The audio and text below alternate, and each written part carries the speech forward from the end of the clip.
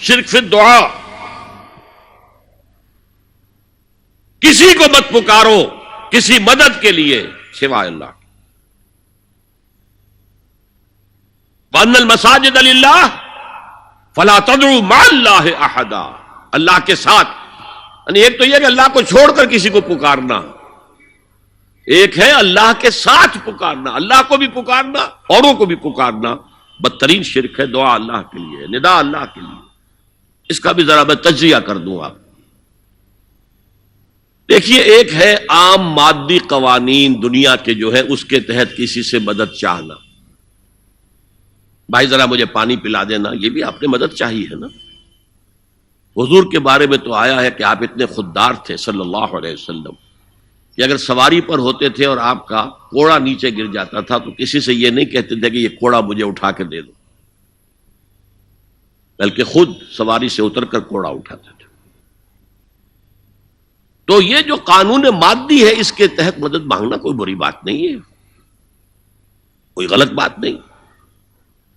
ماورائی اعتبار سے، غیبی اعتبار سے کسی سے مدد مانگنا، کسے باشد کوئی ہو، شرک فی الدعاء۔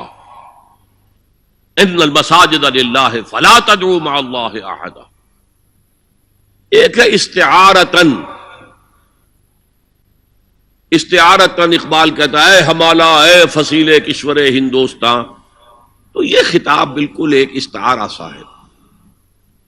اسی معنی میں مولانا حالی نے اپنی مسدس کے اختتام پر جو مناجات لکھی ہے، اے خاصہ خاصان رسول وقت دعا ہے، امت پہ تیری آ کے عجب وقت پڑا ہے۔ وہ دی جو بڑی شان سے نکلا تھا وطن سے، پردیس میں وہ آج غریب الغربا ہے۔ تو اس معنی میں اس لفظ استعمال ہو جائے تو اس پر بہت زیادہ الرجک بھی نہیں ہونا چاہیے،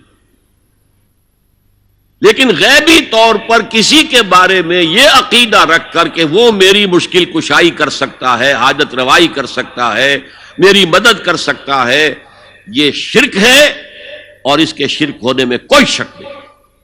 ان المساجد للہ فلا تدعوا مع اللہ احد۔ اب دیکھیے، ہمارے یہ فرشتے یہاں بیٹھے ہیں نا، ہم کہہ سکتے ہیں ذرا بھائی میرا یہ کام کر دینا؟ نہیں کہہ سکتے۔ جبرائیل کو پکار سکتے ہیں، اے جبرائیل ذرا میرا یہ کام کر دینا؟ نہیں، وہ عالم غیب کی شے ہے۔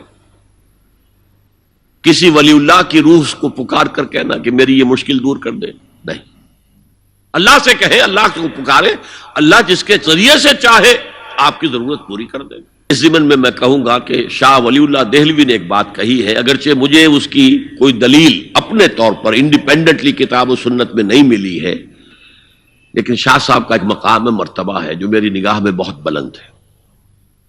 انہوں نے یہ لکھا ہے کہ جو اللہ کے برگزیدہ بندے ہوتے ہیں، اولیاء اللہ، اللہ تعالیٰ ان کی ارواح کو ان کے فوت ہونے کے بعد ملائکہ کے طبقہ اسفل میں شامل کر دیتے ہیں، اور وہ بھی جس طرح وہ ملائکہ اللہ کے احکام کی زمین میں تنفیذ کر رہے ہیں، وہ بھی اسی کام میں لگ جاتے ہیں۔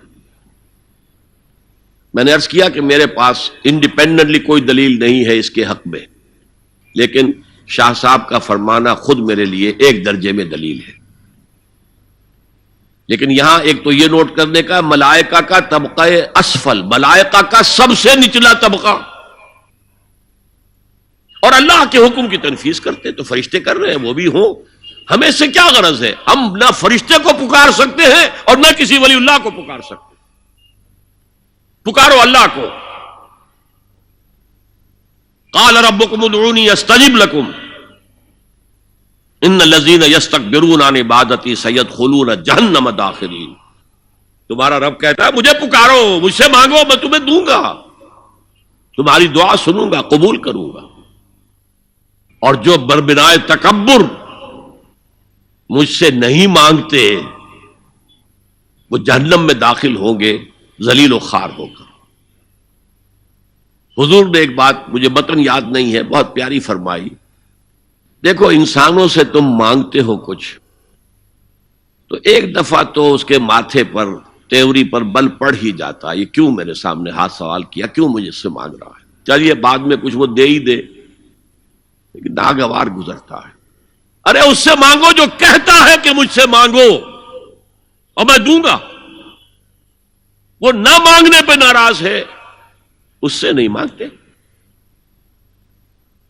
رات کے آخری ساعتوں میں، یا جسے آپ کہتے ہیں the small hours of the morning, حدیث میں آتا اللہ نزول اجلال فرماتے، جس کو ہم نہیں جانتے کیسے نزول ہوتا ہے، ذات باری تعالیٰ اور اس کے متعلقات کے بارے میں جو بات آ گئی قرآن میں حدیث میں وہ ہم مانتے ہیں، کیسا یہ ہم نہیں جانتے، اس کا ہاتھ ہے کیسا ہے ہم نہیں جانتے، اس کا چہرہ ہے کیسا ہے ہم نہیں جانتے، اس کی ساق ہے، اس کی پنڈلی ہے کیسی ہم نہیں جانتے، وہ سنتا ہے کیسے سنتا ہے ہم نہیں جانتے، کیا اس کے کان ہیں، کیا اسے بھی ساؤنڈ ویوز کی ضرورت ہے سننے کے لیے، وہ دیکھتا ہے کیسے دیکھتا ہے ہم نہیں جانتا، وہ اترتا ہے کیسے اترتا ہے ہم نہیں جانتے، جو قرآن میں آ گیا حدیث میں آ گیا مان لیجئے بس، باقی یہ متشابہات میں سے ہے، اس کی کھود کرید میں پڑو گے تو فتنے میں مبتلا ہو جاؤ گے، ابتغاء الفتنۃ وابتغاء تاویلہ۔ لہذا حدیث میں آتا ہے کہ رات کے آخری ساعتوں میں اللہ سمائے دنیا تک نزول فرماتے ہیں، اور پھر ندا لگتی ہے حل من سائل فاعطیہ، ہے کوئی سوال کرنے والا مانگنے والا کہ میں اسے دوں، حل من مستغفر فاغفر لہ، ہے کوئی گناہوں کی معافی چاہنے والا کہ میں اسے معاف کر دوں۔ ہم انٹا غفیل سو رہے، ہم تو مائل بکرم ہے، کوئی سائل ہی نہیں، راہ دکھلائیں کسے، رہنو منزل ہی نہیں، راہ کسے دکھا، اللہ کے راستے پر چلنے کا فیصلہ کرو، اللہ کی راہ میں جہاد کا فیصلہ کرو، پھر اللہ راستہ کھولے گا، والذین جاہدوا فینا لنہدینہم سبلنا، وہ لوگ کہ جو ہمارے راستے میں جہاد کریں، محنت کریں، مشقتیں کریں، ہم لازماً ان پر اپنے راستے کھولتے چلے جائیں۔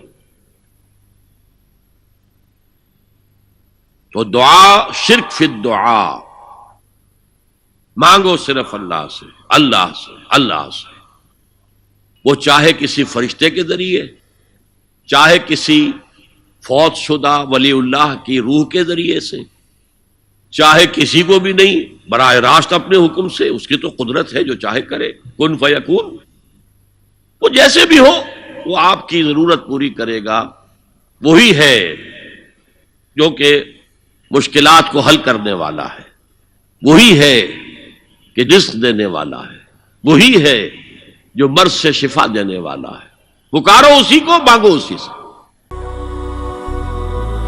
هي الحلقات تحفظني بآيات من القرآن، هي الحلقات تملأني بحب المصطفى العدنان، هي الحلقات تحفظني